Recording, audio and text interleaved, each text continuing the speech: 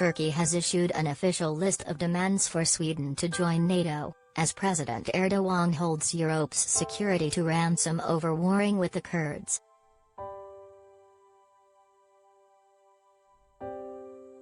Ankara wants concrete assurances that Sweden will cut political ties with, stop sending money to, and refuse to supply arms for groups with links to the PKK, considered a terrorist group by Turkey, the EU and US. President Erdogan also wants Stockholm to lift an arms embargo on Turkey put in place when the country attacked Kurdish groups in northern Syria in 2019, at the invitation of then-President Donald Trump.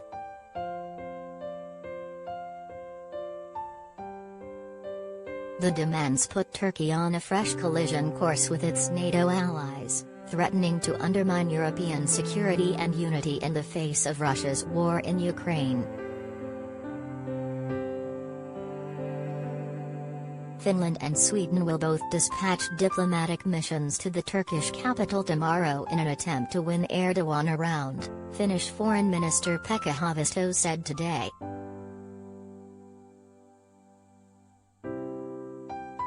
Erdogan has emerged as the sole opponent of Finland and Sweden, already partner nations of NATO, becoming full members of the alliance, bolstering its ranks with up to 1 meter troops while benefiting from the protection of its mutual defense pledge.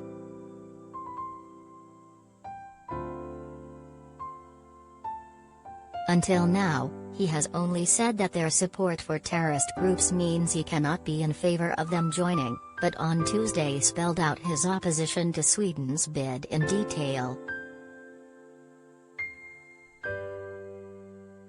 A memo circulated by the government's press department laid out 5 demands of Stockholm, mostly relating to its dealings with the PKK, saying it expects principled steps and concrete assurances before it will drop its opposition.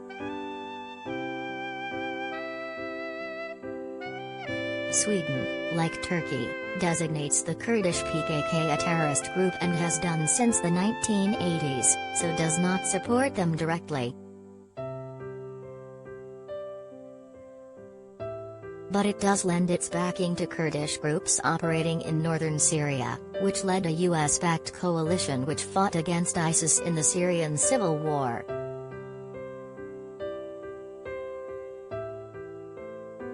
Turkey views those groups as terrorist extensions of the PKK, and has fought against them in recent years.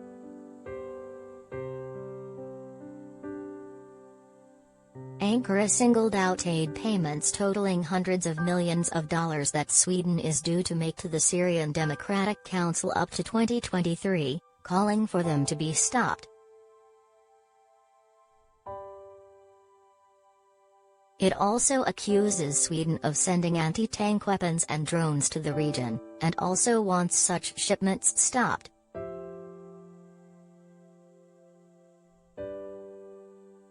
Another demand is for Sweden, whose parliament contains 6 MPs of Kurdish origin, to cut political ties with Kurdish groups, and to deport PKK members within the country who it considers to be criminals back to Turkey.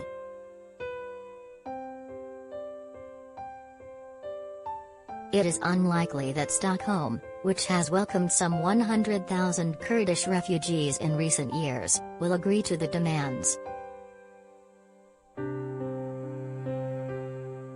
But all NATO decisions must be taken by full consensus, meaning that Erdogan's opposition could prove fatal unless he can be won around.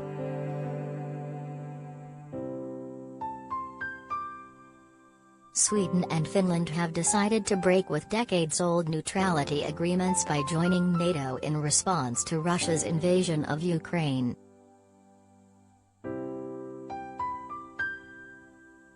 Since at least the end of the Second World War, both nations have relied on commitments by Russia not to attack for their security, in return for not allowing their territory to be used to attack Russia.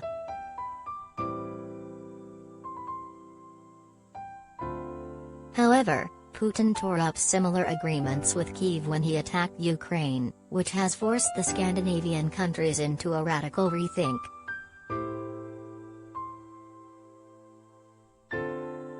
If Erdogan's objections can be overcome, then Sweden and Finland should be able to rapidly join the alliance, as all other members have signaled their approval and intention to fast-track the process.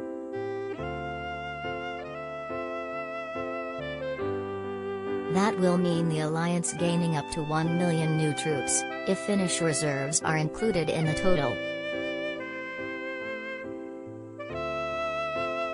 It will also place Europe's largest collection of artillery at NATO's disposal, along with dozens of state-of-the-art fighter jets, fast attack boats, and 5 of the quietest and deadliest submarines on the planet.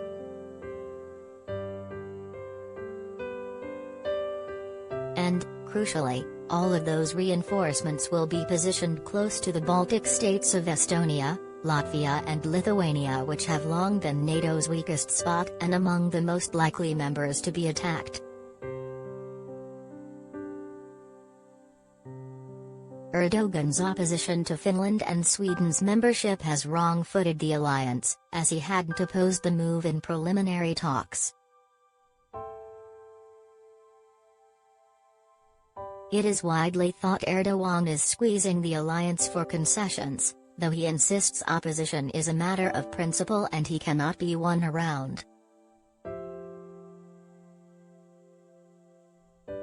Another reason could be his close ties with Russia, which is collaborating on a number of key infrastructure projects in Turkey, including a new nuclear power station, and is a key weapons supplier. Ankara has so far pursued a policy of non-alignment in the Ukraine conflict, barring Russian warships from reinforcing the Black Sea through the Bosphorus Strait, but also welcoming sanctioned oligarchs and their yachts.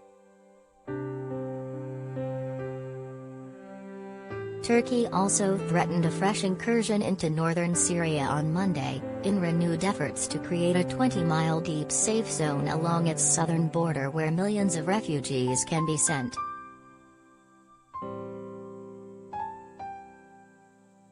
Doing so would mean taking swathes of territory from Kurdish groups, so pressuring Sweden to drop its support could be seen as a way of trying to weaken them before the fighting starts.